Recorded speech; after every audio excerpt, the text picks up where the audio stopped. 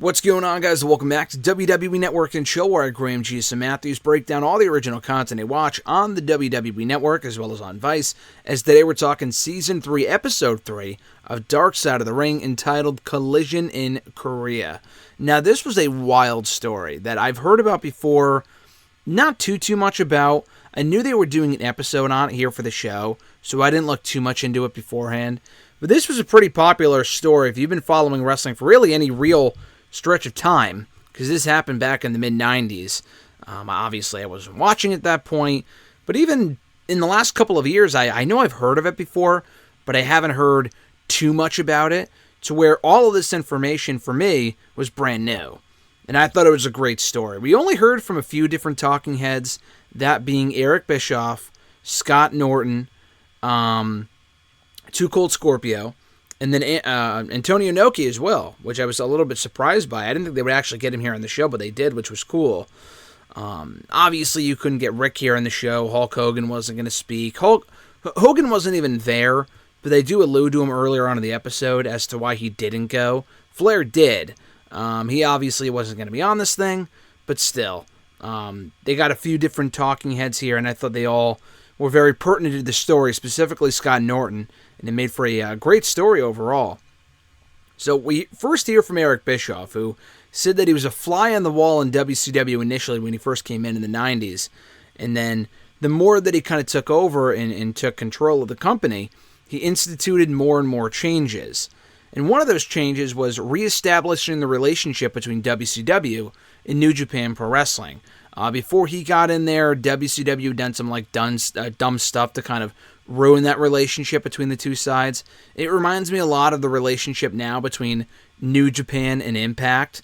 Impact kind of severed that relationship with a few dumb things they did from like the late 2000s to the early 2010s. It took literally a decade, but the relationship has finally been fixed to the point now where they're lending them talent from New Japan to use on Impact, which is cool. But anyway, going back to WCW. WCW and New Japan kind of had that working relationship for a while. It was beneficial for both sides. They brought in a lot of top Japanese talent over to the U.S., got them over, and vice versa. WCW would send some of their own stars over to Japan for extra exposure and, seasoning and experience over there, so it was kind of a win-win. In the middle of all this, Antonio Inoki, obviously he was a huge legend over in Japan, if you've ever heard of him, and I would assume you have, invited Bischoff and the rest of WCW over for a peace festival. And not just over to Japan, but over to North Korea. And they talk about Inoki as being like the Vince McMahon of Japan. Scott Norton praises him. Too Cold Scorpio praises him. Inoki was also a politician. He may be a politician now. He definitely was at that point. And he was up for re-election. They talk about it at the end of the episode, but he was up for re-election soon after this. Didn't make it.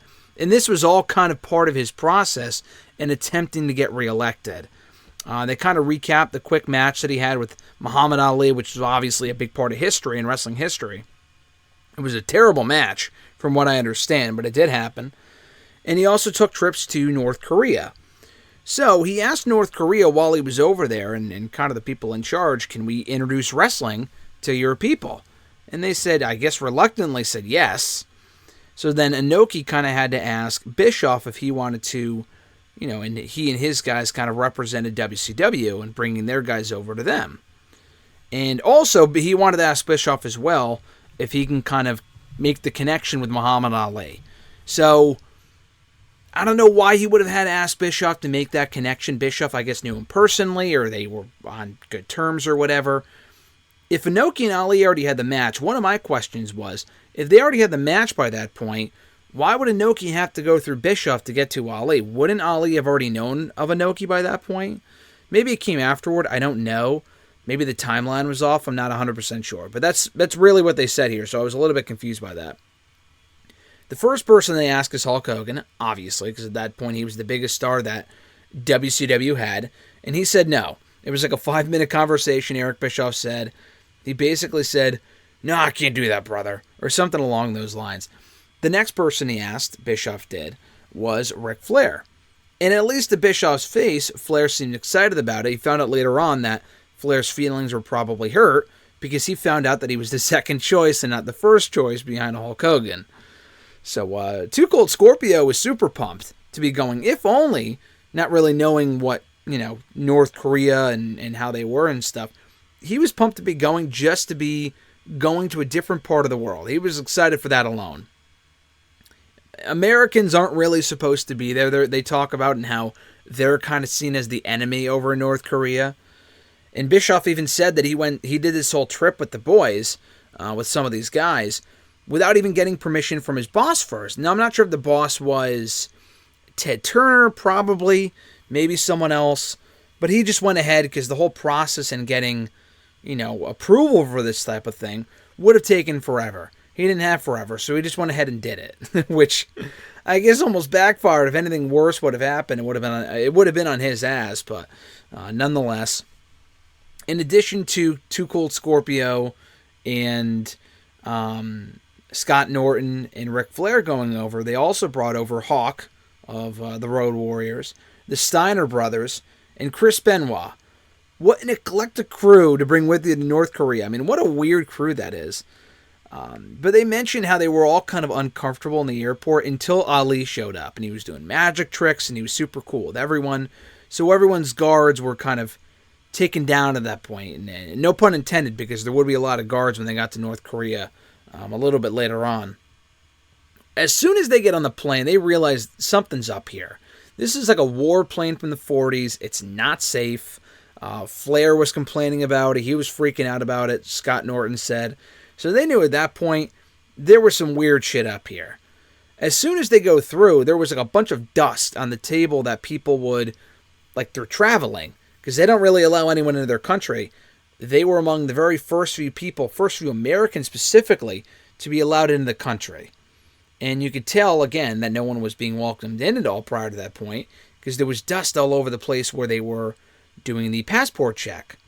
And as soon as they went through, these guards that were allowing them into the country at the, I'm not sure what it would be called exactly, at this checkpoint, so to speak, they were taking all their stuff. Anything American they would take, including their passports.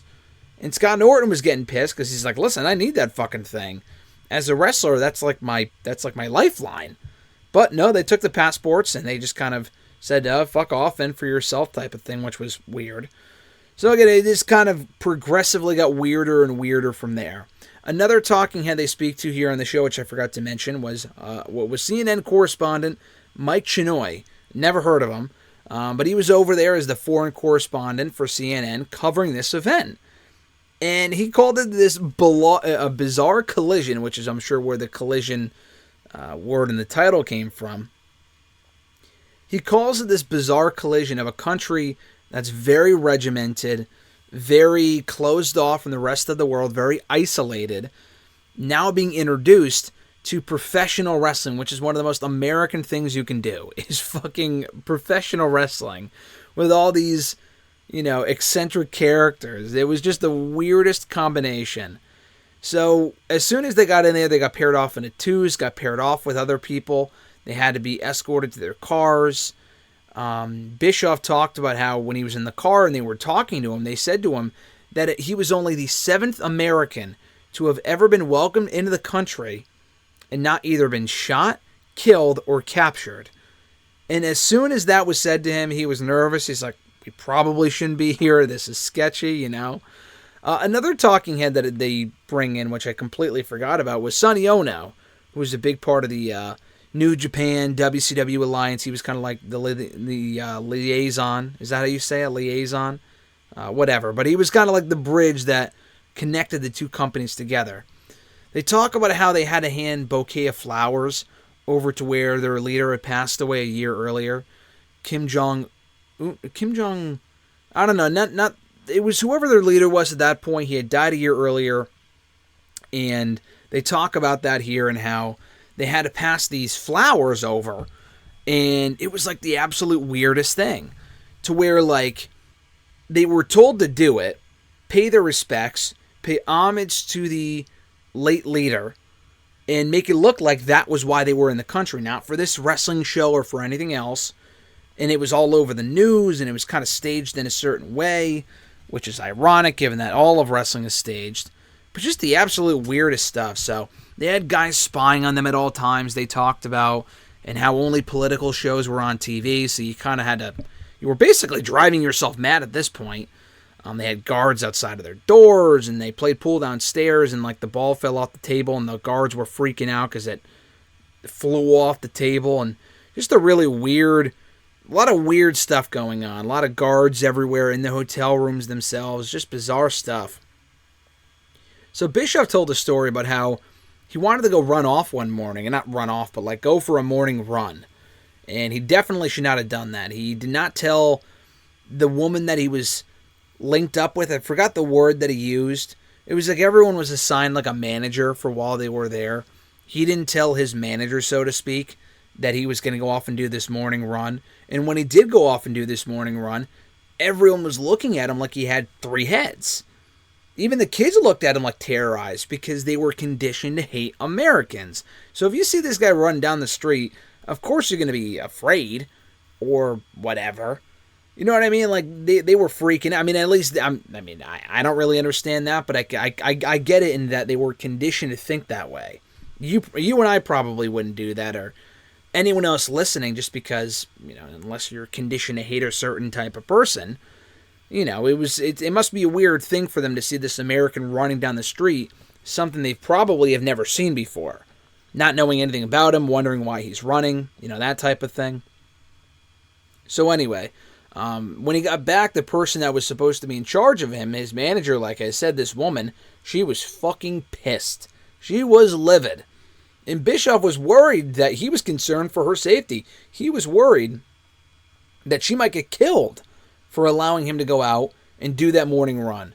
He thought if he didn't see her that next day, that she was dead. Like, he was legitimately concerned for her safety. That's how crazy it was over there. So, we hear about this heat that Scorpio had with Flair, thinking that Flair may have got him fired, and then Hawk interjected. They were on this tour bus, and they went at it. Hawk was on, like, some sort of drugs. He was on something, some sort of medication Norton brought up. Because if he wasn't on the medication, he probably would have really seriously hurt Scorpio. Scorpio was on the verge of fucking killing Hawk.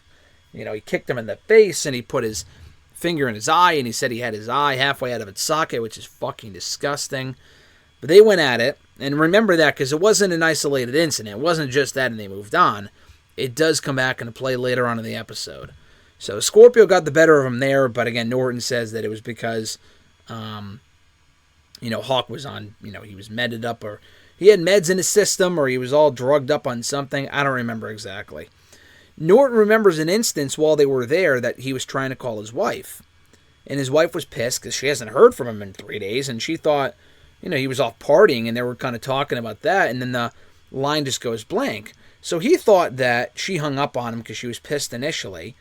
And he gets pissed, throws the phone down on the bed, blah, blah, blah. Moments later, gets a knock on the door from some of the guards saying, "You got to come with us right now."